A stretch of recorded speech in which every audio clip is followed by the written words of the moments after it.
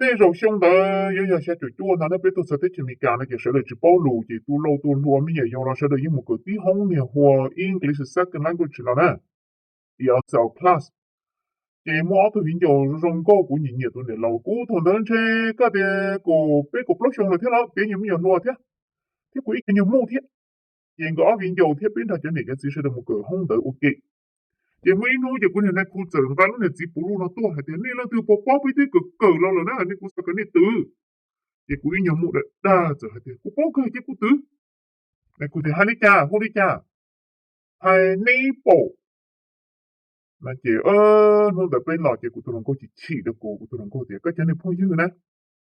ở chỉ hai lúc chỉ có yêu này, nó đã hoa chỉ pineapple nó sao, cái chân này hai linh đạo. Thì cũng tôi có chỉ tôi cần tới chỉ tập án là nó chỉ kia tới lúc rồi mà nên nó là cũng bỏ lúc chỉ bù lúc nào mà cũng chuyển giao cũng tôi có lấy cần đi na